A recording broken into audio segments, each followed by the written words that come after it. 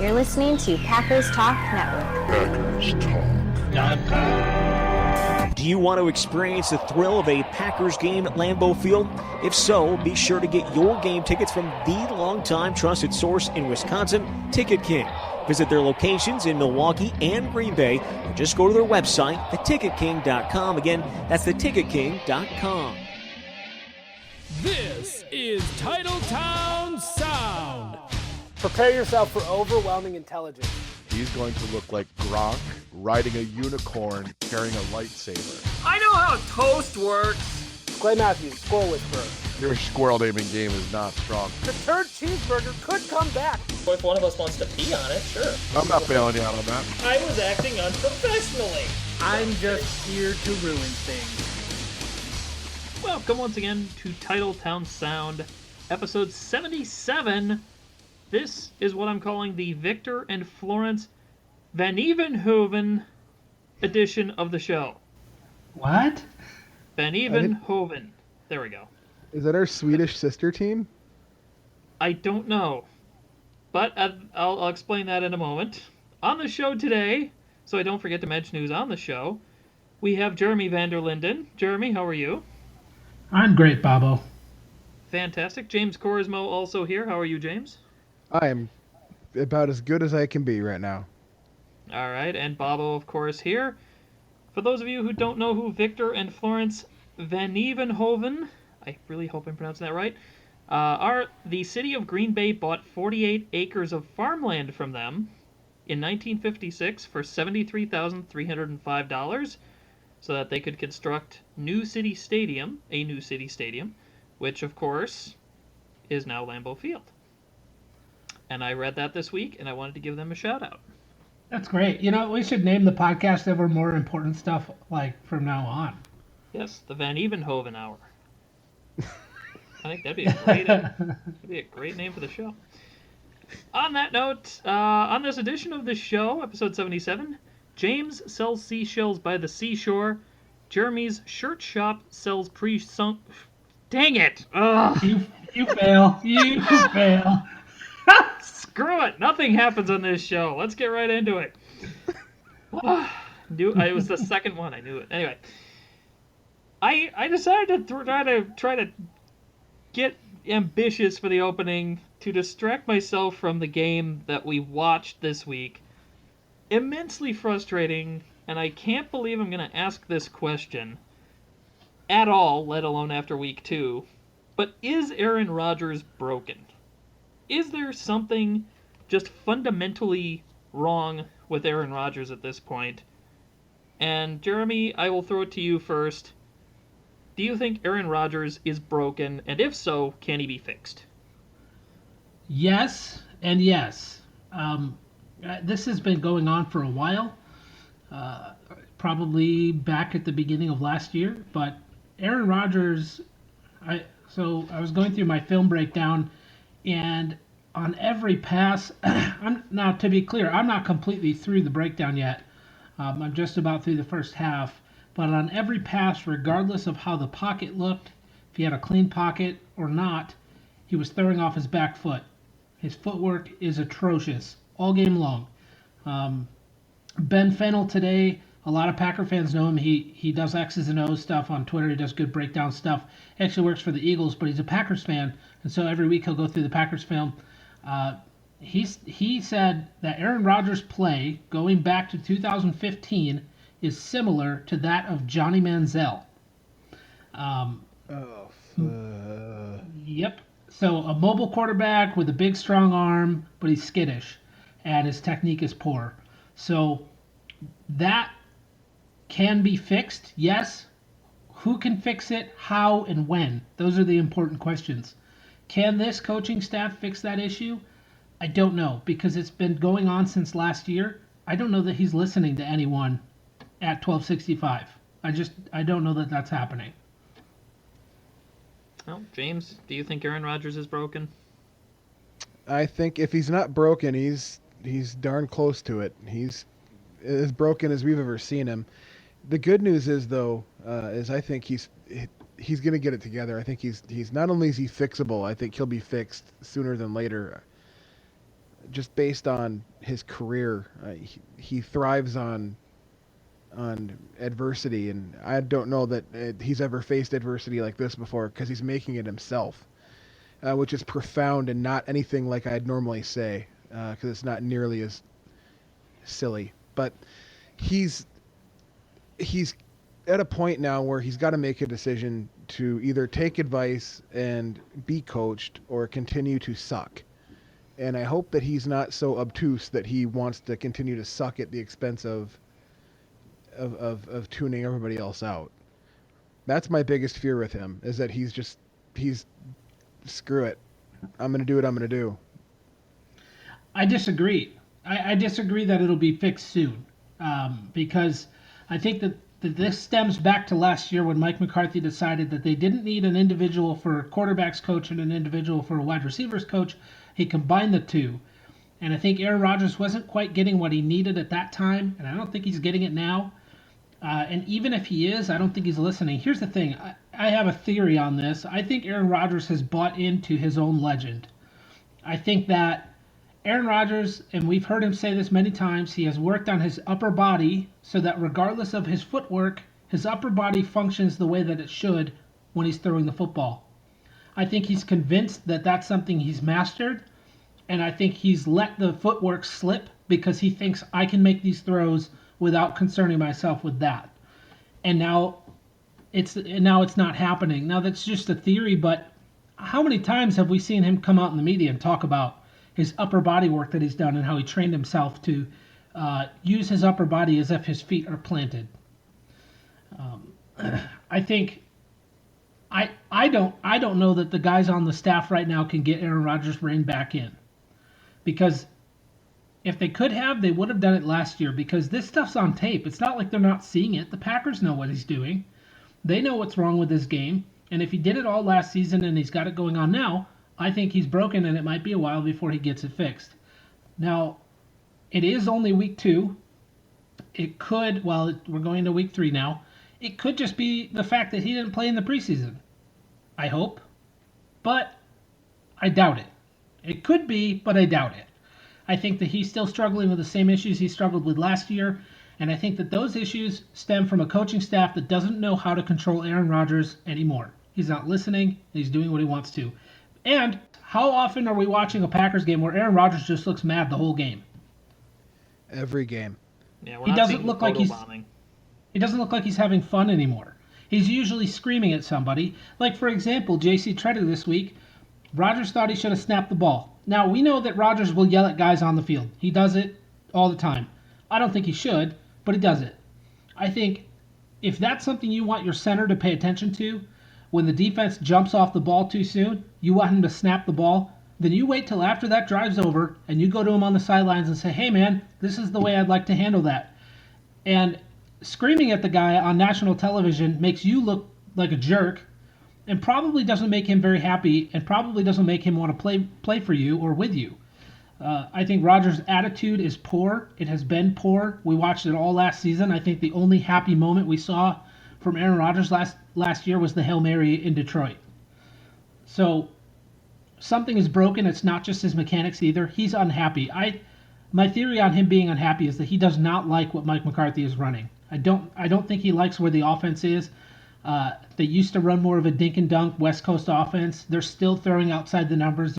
They bring in a big tight end that everybody says is the next Jermichael Finley type guy, and then we don't really see anything going up the seam. We're not seeing Jared Cook over the middle. I think Rodgers is unhappy with the offense in Green Bay. I think he's unhappy with what's being called out there. And I think when it doesn't function, he just gets more mad because he doesn't like it. And then when it doesn't work, he's like, see, this is stupid. Okay, we have a tweet in a little bit that asks, will 12 let anyone fix him? Jeremy, it sounds like you're saying no at this point. No, I don't want to say no for sure. I think, though, the chances are higher that it's a no. And it's not will he let anyone fix him. I just don't know that I think he's tuning out the coaching staff that's currently there. Chris wrote a fantastic article last year. He actually, we tweeted it out at the Titletown Sound Twitter account. You can go to @Titletown Sound and look for it. But it's about, has Mike McCarthy's time in Green Bay expired? He's past that 10-year mark that Bill Walsh talked about, where you get 10 years as a head coach and then it's time for something new. And if this stuff continues from last year, I'm going to say yes, that it has expired. And it's because the players are tuning him out. You got guys last year. What was the dude's name? I can't remember. Alonzo Harris last year with Eddie Lacy getting cut right before the Lions game. They were out of control. They were out past curfew. A good coaching staff has those things under control. And not that McCarthy's not a good coach and his staff isn't good, but if your staff has been there long enough that people start tuning you out, you start losing control. So it might be the case that McCarthy is a good coach, but maybe it's just not working in Green Bay anymore. Okay, James, I want to ask that question to you too. Will Aaron Rodgers let anyone fix him? Because I feel like you're going to say yes. I think that will he let somebody fix him? Yes. Are they currently on our coaching staff? I don't think they are. I think that Aaron Rodgers, we all know, is a very I don't want to use the word sensitive, but he's very prideful. Yes. He's high maintenance. And and when your coach is publicly occasionally calling you out, and you have your offensive lineman TJ Lang was calling him out very passive aggressively this week, but he did make a comment that maybe Aaron shouldn't hold on to the ball for 8 seconds when the blocking's there. I think those things stick in his craw, and he dwells on it, and he thinks about it, and it gets to him. I think that there needs to be some sort of reset button pushed in the relationship between Aaron Rodgers and a lot of the people on the Packers, and I think it's going to have to start with Mike McCarthy. I don't know if they need to go into a room somewhere and just lock the door and don't come out until it's fixed. It's fixed. I mean, it worked for me and my brother. And, hug it out. Wear the same shirt. Yeah, why not? Wear a shirt with 2 head holes and 2 sleeves, and that's it. Make them hold hands throughout practice, that kind of thing. They should have like gunny sack races. And of course, Janice would probably kick. But anyway, so yeah, I think Aaron can be fixed. I think that it's possible for somebody to come in. I think a lot of this started happening when Ben McAdoo was let go or went to the Giants. I think that Van Pelt's position being consolidated didn't help things either, because he seemed to be the only other guy that Rodgers really ever paid attention to. I touched on this in the recap today, actually, when I wrote about the relationship between McCarthy and Rodgers and how it just seems to perpetually get worse and worse and worse. And as that happens, their play gets worse and worse. And it's about time that they both start owning up to their mistakes and figuring out how to move forward, because pretty soon we're going to be at a position where we're not able to. I just want to hit the rewind button a little bit here, because the tone of this podcast has been negative, and everyone sucks, and McCarthy's going to be fired and should be fired. I'm pretty positive that all 3 of us on the podcast, and I'll include Chris in this, even though he's not here today. Hi, Chris. I'm pretty positive all of us feel like this can be turned around. Like, it's not for sure over.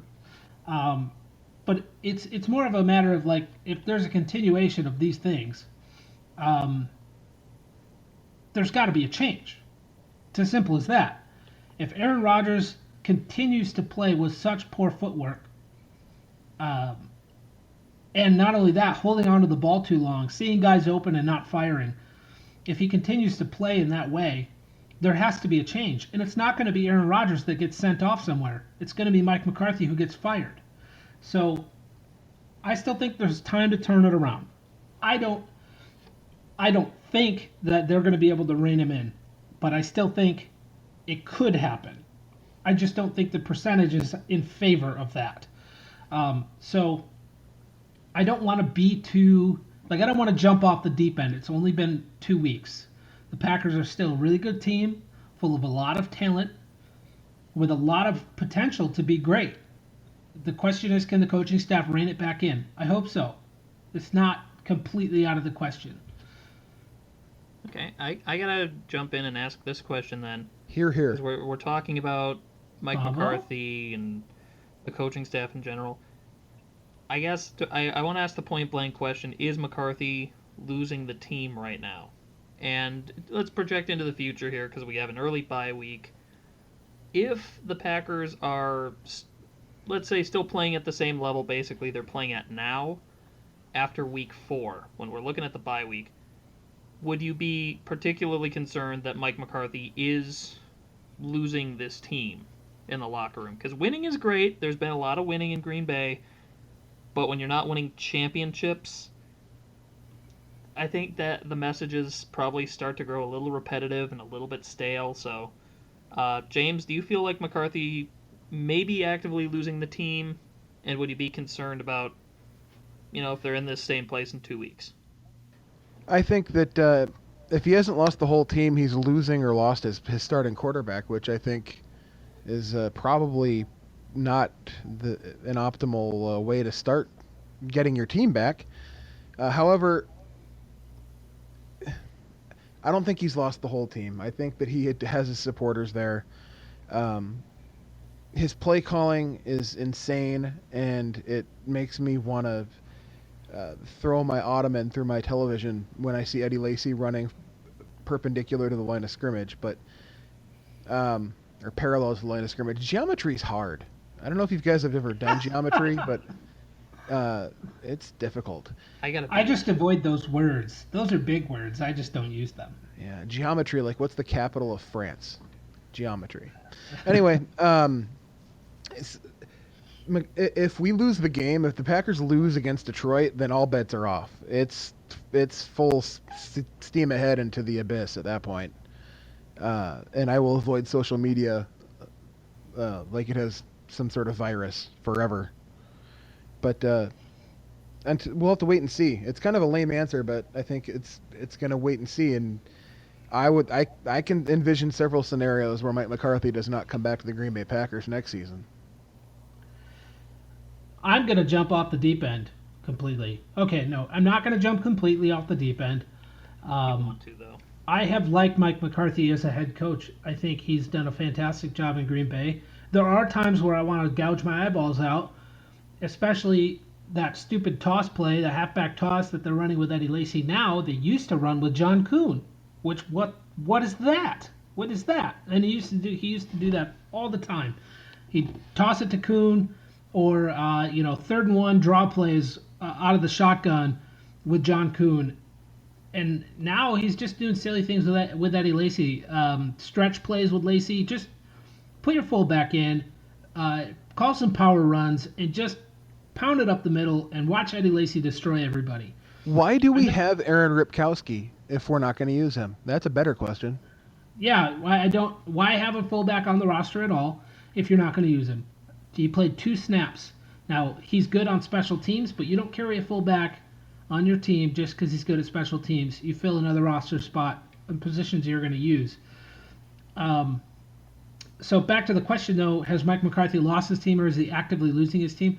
I think I agree that he hasn't lost everyone. I think he is losing Aaron Rodgers. I think that has been evident since last year. Look, this isn't just a 2-game thing. This isn't just week 2. We watched 16 games plus some playoff games last year where the offense looked exactly like this. And so seeing this again in week 2 against the Minnesota Vikings felt like watching all of that crappy football we watched last season. It felt terrible. It was so terrible to watch. And so I think a lot of Packer fans are frustrated and nervous that is the football we're going to get for this year, because that is absolutely possible for the next 14 games. We're going to watch this offense be what it was last year for 16 games plus some playoff games. I don't want to watch that again because it was terrible. And so we might be buckling up for that again. And if that's the case, I don't know. I just can't believe that would. So I think what happened is, I think McCarthy decided, I want to light up scoreboards. I think we can go deep more often. I think we can run some plays that will break free deep and get us some bigger chunks of yards at a time. He wants to eat up more field more quickly. And so he's kind of adjusted what he's doing to do that. And in the process, broke his offense. And last year convinced himself that if they had Jordy Nelson, his offense would have worked. It would have been exactly what he thought it would be. And now Nelson's back, and it's still not working because it very much depends on the quarterback to be on. He needs Aaron Rodgers to be playing at the top of his game, and Aaron Rodgers is playing very, very poor football.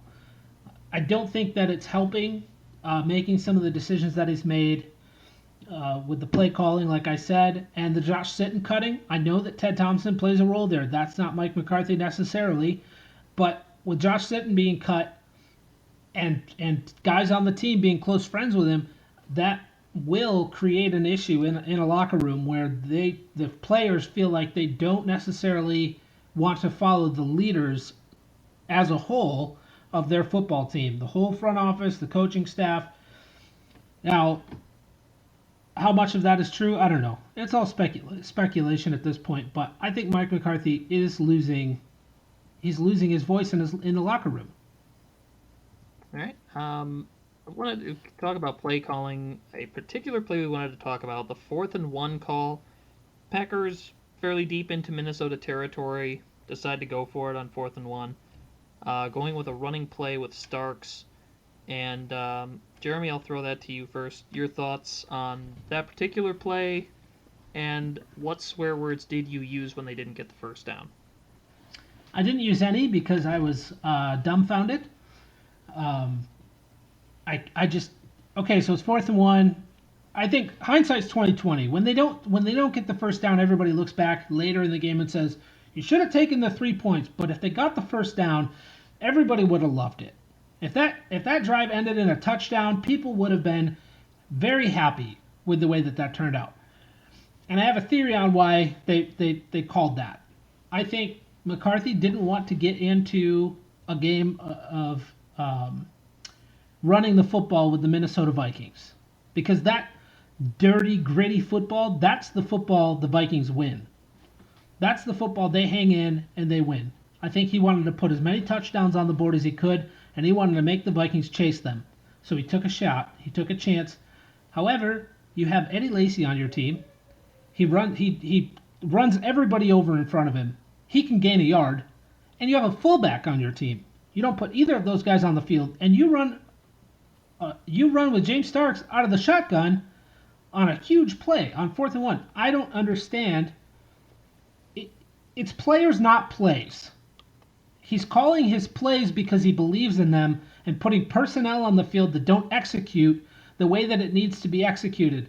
He's not doing things based on the skill that he has on the team. He's doing his things based on the system that he has built and that he believes in his system.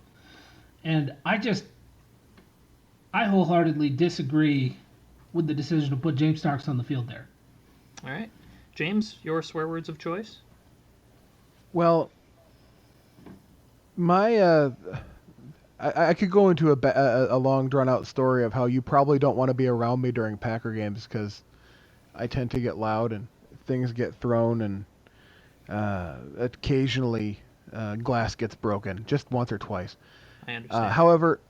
However, this game was at night on a school night, and so my children were snuggled up in their little beds, and I was not allowed to get loud Lambeau. So I did not use any swear words. I did, however, invent a few in my mind that I couldn't say out loud at the time. As Jeremy said, the fact that you're running with James Starks out of the shotgun on 4th and 1 without a fullback is mind-numbingly just stupid. It's just dumb. It's a case of Mike McCarthy trying to get cute and biting him in the can again. And it happens, I don't know, 5 or 6 times a year where there's a play where it's McCarthy trying to be cute and it doesn't work. I don't fault him at all at all for going for it on fourth down. I love it. I love the aggressive play calling. I think when you're in that type of field position, you're within 7 yards of a touchdown, and it's fourth down, and your team has been struggling, and you want to get points. Yeah, go get your points. But you got to do it the right way, because the Vikings aren't going to let James Starks run out of the shotgun for 2 yards. They're just not going to do it. So I hated that play. I hated it. I mean, we're talking about it. The Vikings are probably the best defense in the league. Mike Zimmer does a fantastic job, and they have potential Pro Bowl players on every level of their defense. They've put together a really good defense there. I don't mind the call. I totally agree with you. I like the aggressiveness. I think it's the right call. Go for it. Heck yeah. But you put the personnel in there that have the best skill set to make that play happen. And that's not what they did. And they called the run out of the shotgun, which, I'm not necessarily against. I mean, it works just fine in Madden. Look, I play a lot in Madden, so I know so much about football. That's my favorite thing that people say when they call into sports radio stations. I play Madden, so I know what I'm talking about. Anyways, I don't like that play call, and I don't like the personnel at that point. With 1 yard to go, I don't like that. But the call is good. I like it. Be aggressive, go for it, but just get it. Do it a smarter way. Don't. Sometimes in the NFL, you just have to put your head down and be ugly, but get your yards. And it's like McCarthy's allergic to that. Like, he can't do that. He feels like there has to be style points. And I think he does like that element of outsmarting other people. Right. I think he likes that a lot. I mean, he talks about being a Pittsburgh guy, and he's blue collar and he's grit, and he's all these cliche things that mean I'm tougher than you. And then he comes out and he tries to be cute, and it doesn't work. Right. So. All right. Let's talk about one matter of possible personnel change coming up. C.J. Spiller came in to Green Bay. Presumably, Packers were looking at him, maybe going to offer him a job. By the time you're listening to this, maybe you know whether he got an offer for a contract or not. But James, I'll throw it to you first. C.J. Spiller, I believe 29 years old. Been around the league a little bit with the Bills, and then went to the Saints, and I forget if there was another stop in there somewhere. But would you be interested in C.J. Spiller joining the Packers? Absolutely, as long as he is in decent shape and can still run the ball. Yeah, I am a huge believer in having a 1-2 punch in your running game, and as much as I've liked James Starks in the 6 years, I think, or 7 years he's been a Packer, he's his stats this year, he's ran the ball 11 times for a grand total of 10 yards. And granted, it's a small sample size, and I'm not good at math, but that's like not good. So, which is professional way of saying it's terrible. So, if C.J. Spiller can come in and provide and show that he can provide a different aspect. I hate to use the term thunder and lightning because that didn't work in Denver, but something, a spark. We miss John Crockett. I'm going to say it. I said it. It's a hot take. There you go. We miss John Crockett. I know I do. All right, Jeremy, pro or con Spiller? I like the idea of bringing in C.J. Spiller. I would like to see some of those toss plays and stretch plays with him. That makes more sense. He's a guy with speed. He's definitely better for those kind of plays. I would like to see that happen. I think that would be great. He's only, he's like 29. He's not even 30 yet. I think that could be a help to the offense, but I think that, to me, this is a clear show that Ted Thompson is uncomfortable with where the offense is right now. Because another need that they really have right now is nose tackle. They just lost Troy Guion for a few games, and Mike Pennell's not going to be back for another 2 weeks. They need a nose tackle. Terrence Knighton is a free agent right now, and I know, it's not like he's been a world beater the last few years. Neither has Spiller, But I'm feeling that need before I'm feeling a running back need. They need a fat guy right now, not a running back. I would like both. It's not going to happen. But I think the smart move is to sign a guy that you can plug in the middle of your defensive line, because now you're thin at the position and you're going to end up playing a rookie at the position. So I like CJ Spiller. I prefer Terrence Knighton.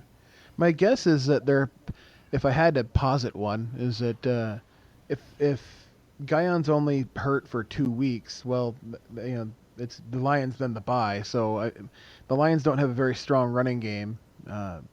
So my guess is that their thought is, well, we'll make do with Kenny Clark until week 5. Well, and they run a lot of packages too, where they don't even have a nose tackle on the field. Right. They do a lot of stuff with just Mike Daniels and whoever they decide to put at the end, which has actually been, like Peppers has been rotating in, which isn't new for anybody, but they don't necessarily put a nose tackle out there a lot. But I still think that that's a position you want to fill with that injury, because it might be like you think 2 weeks for Guyon, it could be longer. And CJ Spiller isn't going to fix the offense. He's going to be a nice toy to have. Like, it's really cool that I have a new car, but I still can't afford gas, so it's not going to go anywhere anyways. Aaron Rodgers is what is needed to fix this offense, and it's up to Aaron Rodgers to make that happen. CJ Spiller would be cool. It'd be fun in Madden. It would be a lot of fun to have him in Madden. That'd be great. But other than that, I don't think Spiller's going to be the thing that sparks the offense. All right. On that note, we are going to light a spark under our sponsor, and then we're going to come back with Twitter questions. So I'm going to throw it to me, and go me.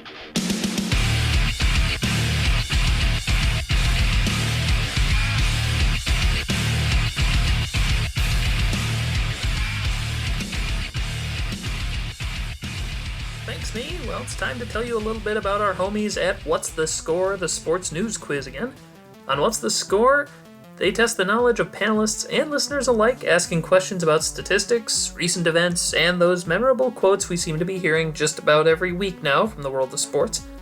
This past week's episode of What's the Score featured two guys fighting it out at the top of the WTS leaderboard, Ian DeMars and the ever-lovable Dan Pfeiffer from WOKY The Big 920 and Marquette University Athletics, and, well, he's a voice just about everywhere these days.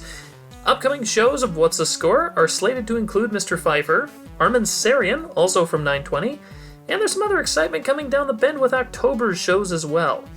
To check out What's the Score, you can go to their website, WTSSportsquiz.com. You can also check them out on Spreaker.com, iTunes, and very soon you will be able to find them on the iHeartRadio app. And by all means, please consider signing up to be a contestant on the show. Titletown Sound listeners would do pretty well on there, I'm guessing. Now I'm going to toss it back to the handsomest member of the Titletown Sound crew. You know who you are.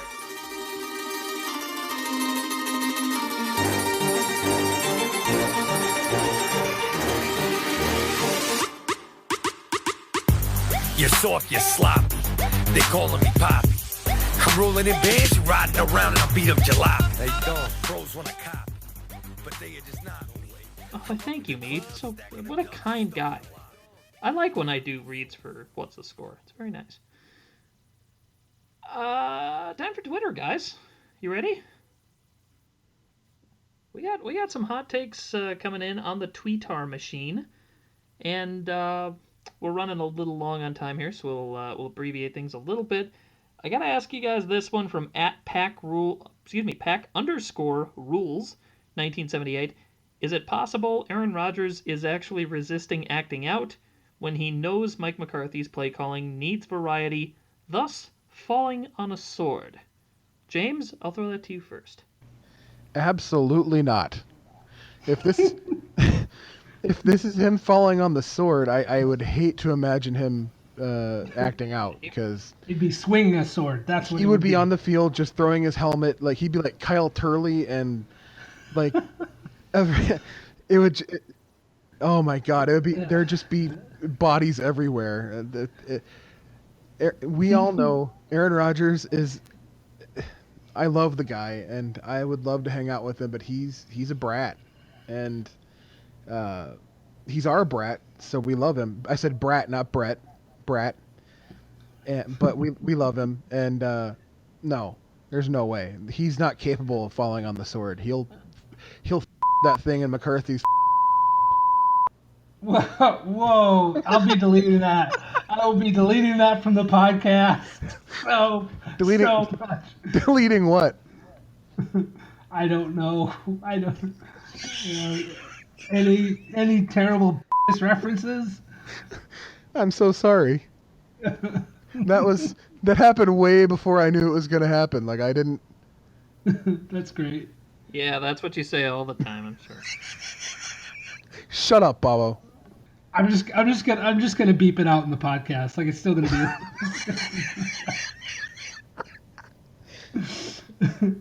Can that be one of my sound drops? No, that can't play on every single episode that we make. He bit McCarthy's. Oh God, this podcast is gonna be such a mess to edit. Okay. I'm sorry. All right. Okay, so Jeremy, you didn't answer the question yet, right? No, I did not. Okay, so I'll throw it to you here, and you can do whatever you want to do. All right. No, this is not some kind of magnanimous decision from Aaron Rodgers to make everybody feel warm and soft. That's not what's happening here. Rodgers is clearly upset. He's upset every week. So if he's trying to hide it, he sucks at it. So, well, you know, I'm not going to say that he's mad for those specific reasons either. I don't think it's about. I don't know. Maybe it is. Maybe you're not wrong. Maybe it's just the fact that McCarthy's play calling and his offense has become a little bland, and Rodgers is very bored. So possibly, but no, he's not falling on any swords. All right. Question here from Ben Cadwallader. Hope I pronounced that right. At Caddymation. Do you think McCarthy needs to return to his West Coast offense style roots instead of current lack of rhythm? And I don't know, this doesn't feel like a West Coast offense when I watch it right now. So I mean, does McCarthy kind of need to go back to the past to make this offense work well again, Jeremy? Yes, he does. Yeah, currently they're not running West Coast. Jay had a nice breakdown of it. Jay, he used to podcast for Packers Talk Radio Network, where you can find this beautiful podcast and many others. But on his podcast last year, Jay was talking about how the Packers are running Air Coryell now, and he's right. They are. They're not. Yeah. They're not running a West Coast offense any longer, and that is exactly the issue that I'm talking about, where McCarthy changed his offense and broke it. I think that he's trying to bite off more of the field than he should at one time. I think they need to switch back to the West Coast, dink and dunk their way down the field and score touchdowns, and stop messing around with this bull crap. It's not working. All right, James? Here. He needs to go. It needs to go back. Obviously, this isn't working whatsoever. Throwing the ball outside of the hash marks. I know that they're in love with the back shoulder pass to Jordy, and they missed that all last year, and that was like their big dream was to get that back. I get it. But you can't do that 42 times a game and expect it to work. And that's what they're doing. It's ridiculous that they went out and they got a tight end, a big tight end, a fast guy, who was supposed to open things up by running down the seam a la Jermichael Finley. And it took until week 2 for him to get involved, and even then it was kind of an afterthought. At least it felt like it. It didn't feel like Jared Cook played into the game plan whatsoever. They're not... Yep. They seem to run more of that middle stuff in the second half. You're right. Like they seem to...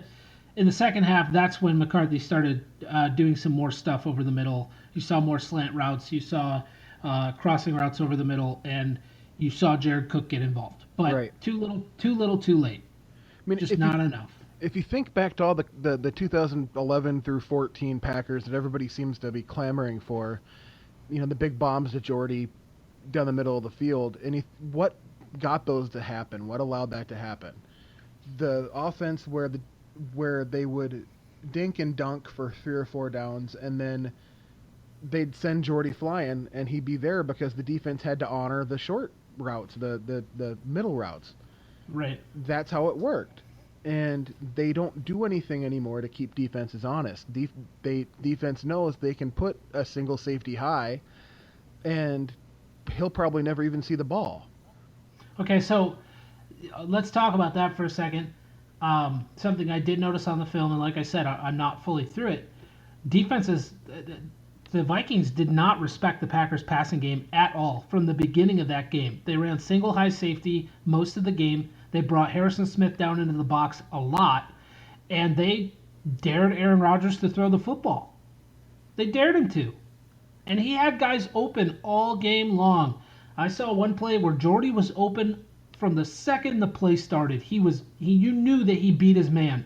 Rodgers saw him. It was a designed play where the pocket shifted over to the left. Rodgers was on a boot. He moves into the pocket, and he's watching Jordy this whole time. He's got his eyes on Jordy because he knows Jordy's going to be open. He doesn't set his feet, sails the ball over Jordy's head. If he didn't sail it over Jordy's head, it's possibly a touchdown because he was already past the safety and he had beaten the corner, no problem. Rodgers is the issue. For the most part, Rodgers is the issue right now. His accuracy is the issue. And that happened over and over this week. We saw it this week, and we saw it in all of those games last year. And what's going to lead to better accuracy is receivers being... And yes, receivers were open this game, but if he can consistently see his same jersey sitting there waiting for the ball, it's gonna come back to him. You don't just lose that. It's not like a set of car keys where they're gone. He's still Aaron Rodgers. He's still Aaron Rodgers. It's in there. It's not gone. We haven't lost Aaron Rodgers for the rest of his career, okay? People out there saying that Rodgers is done, you guys are idiots. You, my friends, are some of the dumbest Packer fans I have ever met. All of that ability is still there. He needs some coaching, and he needs to fix his footwork. You don't lose that overnight. If he could do it in the past, he can do it now. I understand players getting older and losing arm strength and losing accuracy because their body is deteriorating. That's not what's happening here. Aaron Rodgers' technique is poor, therefore his play is poor. Technique is correctable, his play is correctable. Give it some time, chill the hell out. Aaron Rodgers is just fine. But he needs to fix this crap. Simple as that.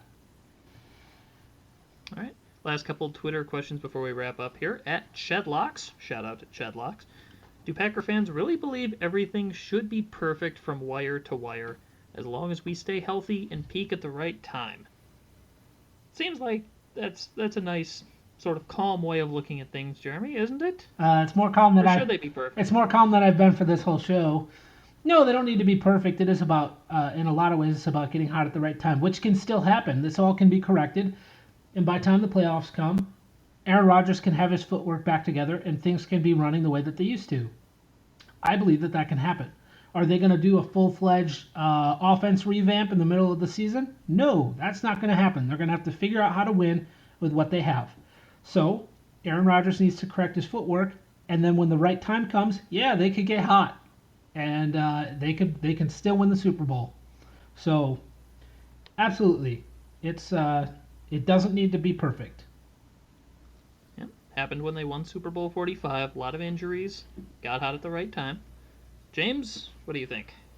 The question was, do fans expect the Packers to be perfect wire to wire, something along those lines, correct? Okay. Yes. Unfortunately, I think a lot of fans feel entitled to watch a Packers team that scores 48 points a game with no punts and wins by 4 touchdowns every single week. And honestly, for a few years, that's the way it was for the most part. And so they got used to it, and they're like, this is great. We still have the same people in the key positions, so it should still be happening. And then they whine, and they go overboard. And I get it. And I would not want to take away anybody's rights or anybody's ability to speak their mind. You do you, but as a fan base, we have to be better because it's unbearable sometimes to go on social media during and after Packers games, and it's unbearable. So, I tweeted after the game on Sunday, just give them till week 6. After week 6, if we're 2-4 or 2-3, then yes, go nuts. But let's let things develop a little bit. Yes, give them until you have to wait until a few games after the bye, because if they're going to make any big corrections, that's when it's going to happen. We got to wait and see what happens. It's altogether possible that something gets fixed. It doesn't mean I feel like it's likely, but I'm just feeling negative today. So who knows? All right. Last Twitter question comes from Jason Hicks at Hickory33. Can we talk about AP being hobbled through a TGI Fridays on the way to the locker room? And I do have to say, Jeremy, the provolone cheese seems to be slipping off of AP's Jack Daniels glazed sliders a little bit. But they're seriously walking players through a restaurant now to get to the locker rooms? What's going on with that? I think sometimes players want a snack, on the way back to the locker room. Like, I'm injured, pass me some chicken strips or something, I think it's ridiculous. Talk about invading someone's privacy. I know that it's not private, it's on television, but when somebody has just injured themselves and possibly lost their season, they shouldn't have to walk through a crowd of people that are eating chicken wings. That's the dumbest idea I have ever heard of. They should. I understand wanting to trot your team out before the game through the TGI Fridays, and it's a cool experience for fans. You spent all this money on a stadium. Could you not have made at least a way to get to the stadium that doesn't go through TGI Fridays? I mean, sometimes dudes get hurt and they leave the field crying. Is that what you want to truck through your TGI Fridays? That's the stupidest thing I have ever heard of. Not only is your stadium a stapler, but your players are zoo animals. You idiots. It's so dumb. All right. James, your thoughts? I friggin' loved it. I thought it was great. That's just because it's AP and he beats children. That's the only reason you liked it. That's it. Okay, 98% yes. The other 2% is I hate the Vikings, and I love that their stupidity and their ignorance and their dumb stupidness was on display for the world to see in vivid color. That their first game in this $8 gazillion stadium, their star player, their franchise, the guy that runs the joint, is being traipsed through people who are nacho cheese sauce all over their faces to get to an X-ray machine. Oh, why is Adrian sad, Mommy? I don't understand. I don't know, Johnny, but you better protect yourself. If you put a quarter in the machine, food falls out and you can feed the animals. Great. I will say this. I pray that Eddie Lacy never gets hurt in that stadium. Oh, no. Well, he wouldn't go through that. I don't think he'd go through that same tunnel. That is specifically the tunnel for the Vikings players to be trotted out in front of the fans. The Packers probably, or the away team, has their own tunnel, their own exit to their locker room, I'm sure. So, but that is a great point, because if Lacy gets hurt, he might request to go through the TGI Fridays. There were some people today saying they hate the Eddie Lacy fat jokes, but I think they'll never get old. It doesn't matter if he loses all the weight. Fat jokes are so great. I'm enormously fat, so I love to make fun of the guy because we share a thing in common. He makes millions of dollars and he likes cheeseburgers. I make a few pennies and I do too. Yeah, I'm halfway to Eddie Lacy. So, as far as that going through the TGI Fridays thing, I just hope, for all the fans' sake, that there isn't like some really nasty injury with like a lot of blood or Oh my something, and they have gosh, to walk yeah. through there, because there's gonna be some major issues with the Bills. That can't there. be that can't be the legit like plan for hurt players.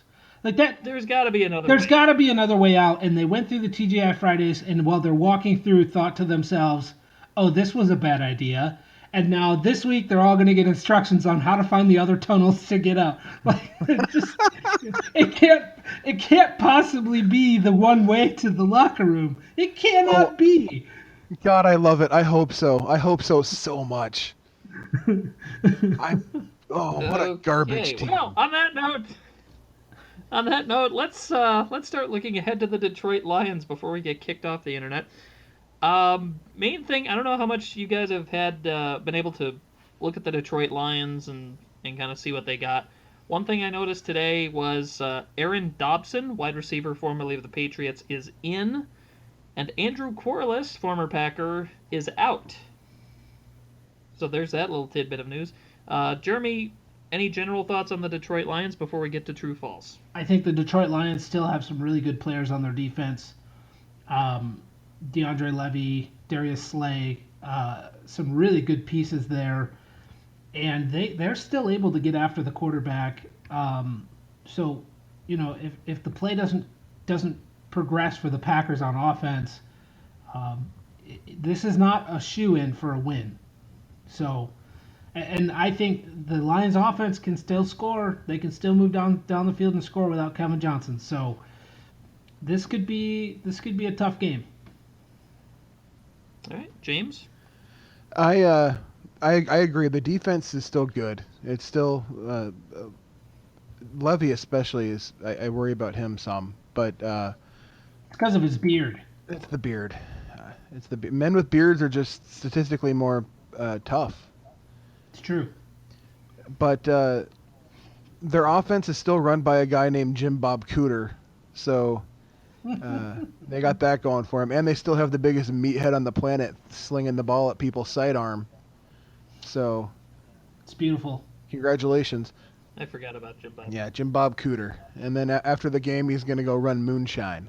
So is it winnable? Yes, I think it's winnable. And I think if we had to play a division opponent, I guess it's a toss-up between them and the Bears this week, who I'd want to play more. But well, the Bears don't have Jay Cutler anymore. The Bears don't have anybody anymore, so that's fine. But they have a certain former guard of the Packers. But it's winnable. I'm not confident, but I'm not exactly, expecting a blowout either. I'm just going to say, I think every game is totally winnable. Every single game on the roster. Every one of them. The confidence right now is a little low. I think they should beat the Lions, but don't be surprised if they don't. All right. You guys ready for true false? True. Very good. All right, 1 out of 2 of you said yes, so that's good enough for me to go ahead. True false number 1. The Packers rush for at least 100 yards as a team. Packers right now are 19th in average rushing yards per game. They had 95, of course, in week 1, only 83 last week. Detroit is allowing an average of 110 rush yards per game. They are 20th in the league against the run. So again, the Packers rush for at least 100 yards as a team. Jeremy, true or false? I'm going to say true. Mike McCarthy said this week they need to run the ball more, which we've heard him say in the past and didn't see a whole lot of return on. However, I do feel like McCarthy's going to be searching for ways to take some of the weight off of Aaron Rodgers' shoulders and see if they can get some things corrected. And so I think they're going to run the ball a lot. All right, James. True. Eddie's going to get 100 by himself. Ooh, sounds intriguing. All right, I'm going to say true as well. And unfortunately, we don't have Chris's answers yet, but we will get them so we can use them for next week. True false number 2. Detroit rushes for at least 90 yards as a team. Detroit averaging 126.5 rush yards per game. That's 9th best in the league. Green Bay's defense has allowed 78 rushing yards total. That's number 1 in the league against the run. Number 2, for frame of reference, is the Pittsburgh Steelers at 101 yards allowed total against Washington and Cincinnati, just in case you want to know who they were facing. So, Detroit rushes for at least 90 yards as a team. Jeremy, true or false? I want to say false because the Packers are number 1 in the league, but they don't have Guy on this week, so they're a little thin on the defensive line. However, just to be an optimist, I'm going to say false? I don't remember the question. Detroit rushes for at least 90 yards as a team. False. All right, James. I'm a little worried without Guy on, and I don't know how Clay is going to be either because he's banged up already, believe it or not. So I'm going to say hesitant true. All right, I am going to give a less hesitant true. Detroit's, they got some guys in the backfield that are pretty good. Theo Riddick, proving to be more of a weapon out of the backfield, but never heard of him. Well, we are talking rushing. We're not talking receiving out of the backfield. So, alrighty, true false number 3. Jordy Nelson leads the team in receptions by himself, so he can't be tied with somebody else for receptions. Jordy is tied for the team lead with 11 receptions so far this year, tied with Randall Cobb. He leads the team with 20 targets, 105 receiving yards, and 2 touchdowns. So again, Jordy Nelson leads the team in receptions by himself, can't be tied with anybody. Jeremy, true or false? True. I have no reasoning, just true. That's as good a reason as any, though. James? False. I think it's going to be Cobb this week. All right. I am going to say true, simply because I think they're going to try to get Jordy going again and try to, I don't know, screw it. I don't have a good reason. True false number 4. Marvin Jones records at least 100 yards receiving. Jones has 203 receiving yards through 2 games. 118 of them came last week, for whatever that's worth to you. The Packers allowed, as far as the top receivers against the Packers, top receiver for Jacksonville only had 75 yards in week 1, but 182 to the top receiver last week without Sam Shields on the field. So, Jeremy, Marvin Jones recording at least 100 yards receiving. True or false? I'm going to say false. I think even if Shields isn't back, which I think he will be, but even if he's not, I think Demarius Randall has a bounce-back game. There were plays in that game in Minnesota where he was supposed to have safety help and didn't. So I think they get some of those issues corrected. And I think the cornerback group has a good game this next week. All right, James. I'm going to... Really, who does Detroit have? They have him and they have Golden Tate, right?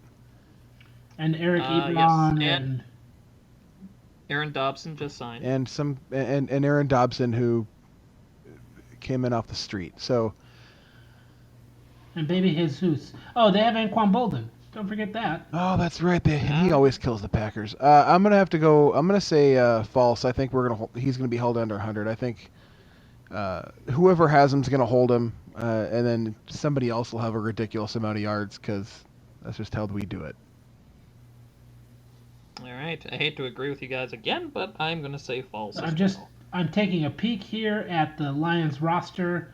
Dobson is not currently on there, and without Dobson on the roster, they only have 4 receivers right now. The Packers almost have double. Almost double. So. That's true. True false number 5. Clay Matthews records at least 1 sack. Clay has 2 sacks through 2 games. Matthew Stafford has 79 pass attempts, been sacked 5 times. So if my math is right, he's getting sacked once about every 17 dropbacks or so. So mathematically speaking, he should get sacked at least a couple times. So basically, do you think Clay's going to have one of those 2 sacks? So Clay Matthews recording at least 1 sack against Detroit. Jeremy, true or false? Yes, I think he will. Regardless of what Pro Football Focus says about Clay Matthews the last 2 games, I think it's nice to have him back at outside linebacker, and I think that he's enjoying himself, and I can't see why he wouldn't get another one this week. All right, James. I haven't seen what Pro Football Focus has said about Clay Matthews, but coming from them, I can only imagine what inane nonsense it is. I like Pro Football Focus, don't get me wrong. It has some value, but it's not the end-all, be-all. The first week they said Clay Matthews was I think the lowest rated outside linebacker in the league. Okay. To answer the question, I don't think so. I think I wish I knew the severity of whatever is injured on him, but I feel like Nick Perry will get one and probably Daytone. Okay, so you're going false. Yeah. I'm debating this one a little bit myself. I'm going to go with you, James. I'm going to say false for that one. And we have a bonus true-false question. True or false, Jake Ryan leads the team in total tackles this week. Jake Ryan is tied for second in solo tackles on the team. Demarius Randall has 11. Ryan and Blake Martinez both have 9. Ryan also has 4 assisted tackles. So mathematically, it works out to 13, because apparently assisted tackles counts the same mathematically. I don't know how that works. But anyway, 13 total tackles. Martinez and Randall tied for second with 11 total tackles. So I had to ask the question, or make the statement, I guess. Jake Ryan leads the team in total tackles this week. Jeremy, true or false? True. I'm being very positive in all these true or false questions, which is funny because I was hating on everything early in the show. But Jake Ryan had his best game as a Packer.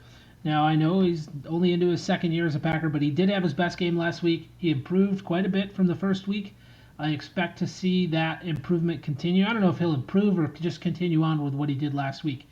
But I do think that he at some point, if he doesn't do it this week, at some point he is going to lead the team in tackles for a game. All right, so we got a true there. James?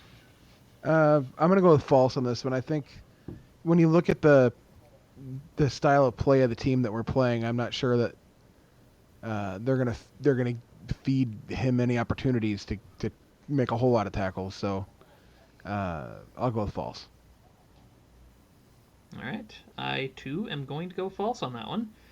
And that means it is time for the segment that I want to stress. I didn't come up with this name just for legal reasons. I just want to put that out there. But it is time for Spread 'em. It's time for America's favorite segment, Spread 'em.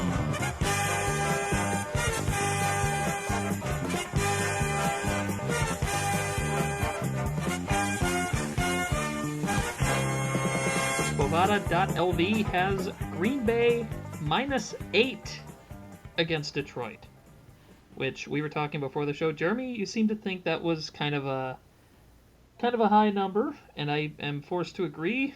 But for this game, James, you get the first pick on whether you think you're going to go with the Packers -8 or if you're going to go with Detroit against the spread. It's crazy to me. After anybody who watched the game on Sunday giving the Packers 8, no. I'm going Detroit on this one. All right, Jeremy.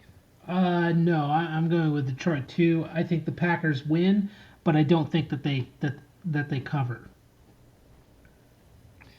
All right, I should state at this point that we all... Cause apparently, Jeremy, that wasn't actually you calling into the show last week, saying Minnesota, so you actually said Green Bay with the spread thing. So we were all wrong on this last week. Yeah. So basically, the three of us are all 0-2. Chris is 1-1 in this. But I'm going to go down with the ship, and I'm going to say Packers -8 is a little too high for my blood. I'm going to go with Detroit. Simply because it's -8's a lot. The way the Packers have been playing. And also want to say, because I forgot to mention this earlier with True False, we had kind of a mixed week last week. Chris and James both got 3 out of 5 correct. Jeremy and I both got 2 out of 5 correct. And the standings are just incredible right now, because James is actually in the lead in True False with a 5-5 record. Jeremy, Chris, and I are all at 4-6 right now. Yeah. So, yeah, Jeremy, are you looking forward to Chris just blowing past us in the next few weeks and running off with the title again? No, that's not going to happen. I always compete. You're the only one that ever gets blown away. That's true. I am notoriously terrible. Yes, notoriously terrible. My favorite rapper. Notoriously terrible at your own questions. Jeremy's shirt shop sells pre-shrunk shirts. There we go. I got it this time.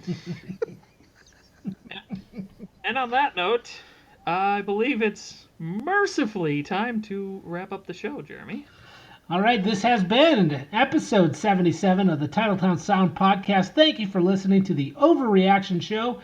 We are, we're very passionate about the Green Bay Packers, and we hope to bring you another show next week. Actually, that's not a hope. That's going to happen.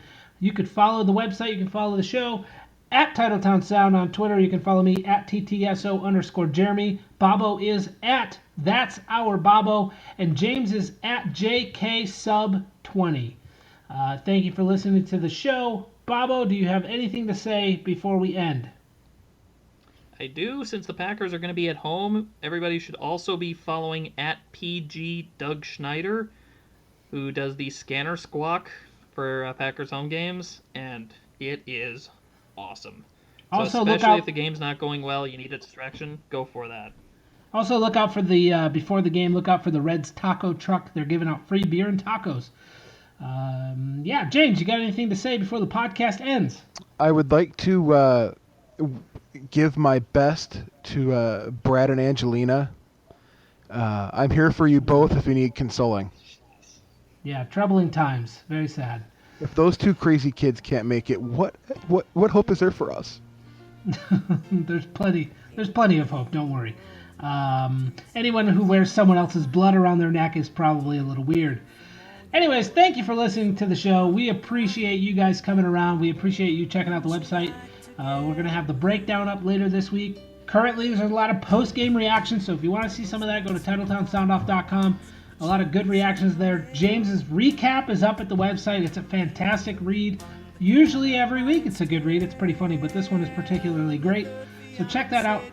And we'll bring you another podcast next week. Sometimes you wanna go where everybody knows your name, and they're always glad you came. You wanna be where you can see our troubles are all the same. You wanna be where everybody knows your name.